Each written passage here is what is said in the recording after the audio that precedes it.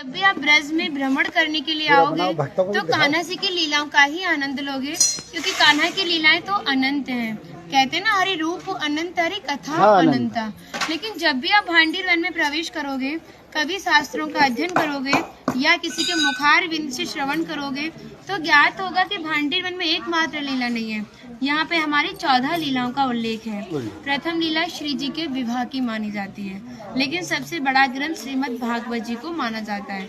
आपने उसका अध्ययन श्रवण किया हो तो राधा रानी का नाम उसमें आता है, नहीं आता?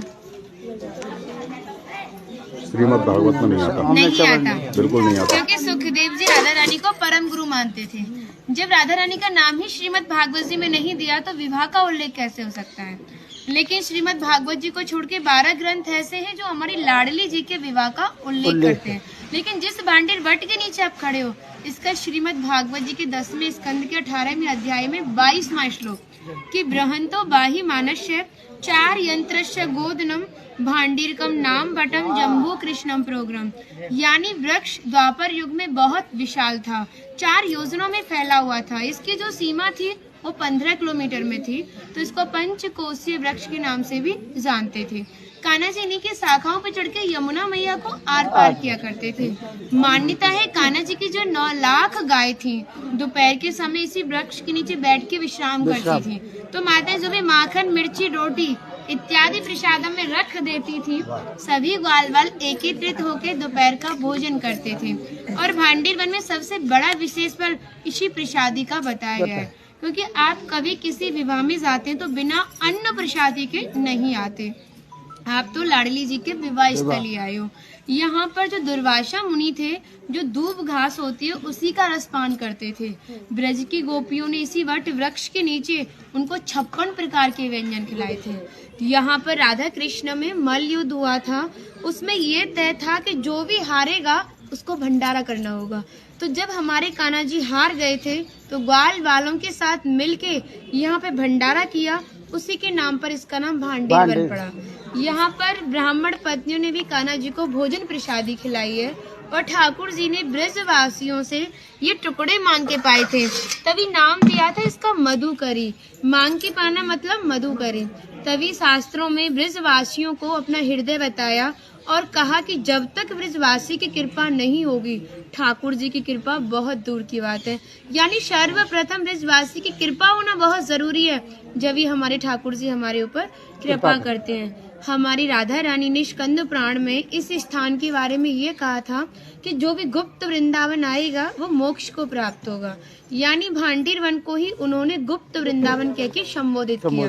तो कान्हा बोले, तुम इतनी बड़ी बात को कह रही हो, लोग पाप करेंगे और सीधे दौड़े भांडीर वन चले जाएंगे, क्योंकि आपने तो मोक्ष धाम ही भांडीर वन को कह दिया।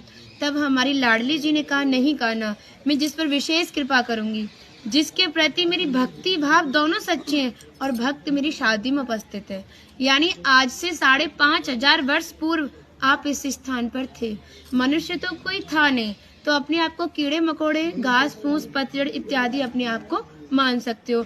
जो भक्त उनकी शादी में उपस्थित था वो भक्त कई बार वृंदावन आएगा, जब जाके गुप्त वृंदावन आएगा, और डायरेक्टली नहीं, किसी न किसी के माध्यम से। इस स्थान तक पहुंचने के लिए माध्यम का होना बहुत जरूरी है, और सारा श्रेय भी माध्यम को जाता है, क्योंकि माध्यम ही हमें ऐसे दिव्य स्थान पर पहुंचाता है। और जो भी भक्त भांडीर वन में प्रवेश करेगा, प्रवेश करने से जो कान्हा ने 14 लीला भांडीर वन के अंदर की हैं, उनके दर्शन मात्र का फल प्राप्त होगा। और जो भी यहाँ की एक किनका प्रसादी पाएगा और एक रात्रि निवास करेगा, वो इस ब्रज गौलोक धाम से वैकुंठ गौलोक धाम को जाएगा, क्योंकि जो हमारे ठाकुर जी ने गौलोक धाम को इस 84 कोस में ही बांटा है। आप यहाँ पे जो भी दर्शन करोगे वो प्रकृति की देन के हिसाब से और मानव निर्मित दर्शन है, लेकिन आप गौलोक धाम में जो भी दर्शन करोगे वो ठाकुर जी के हिसाब से है। जैसे गर्ग संहिता के 6वें अध्याय का नाम है गौलोक खंड, आप उसका अध्ययन करोगे तो भांडीर वट का एक दिव्य वर्णन का अध्ययन करोगे। कहते हैं गौलोक धाम में ब्रजा नदी के किनारे भांडीर वट है, यानी यमुना मैया का नाम ही गौलोक धाम में ब्रजा है। तो यहाँ पर भी आप एक भांडीर वट के दर्शन कर रहे हो। कहते हैं लोकनाथ प्रभु जी ने कहा है कि अगर भक्त इस भांडीर वट का दर्शन कर ले, दर्शन मात्र से, स्पर्श की तो बात बहुत दूर की बात है, दर्शन मात्र से ही उसे दोबारा गर्भ में जाना नहीं पड़ता। यानी भक्त 84 लाख योनियों से मुक्त होके मोक्ष को प्राप्त करता है। बोलो राधे राधे।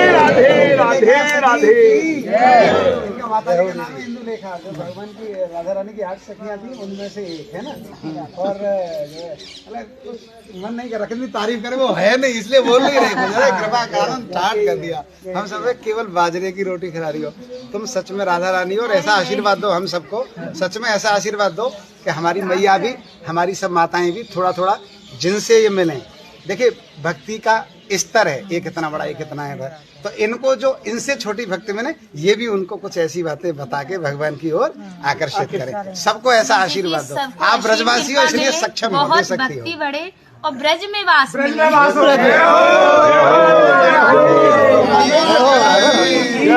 कहने से पहले कह दिया आपने।